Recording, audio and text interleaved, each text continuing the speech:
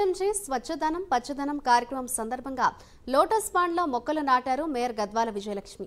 25 చెరువుల వద్ద పెద్ద ఎత్తున మొక్కలు నాటుతున్నట్లు తెలిపారు. చెరువులు అన్యాక్రాంతం అవ్వకుండా మొక్కలు నాటుతున్నామని తెలిపారు.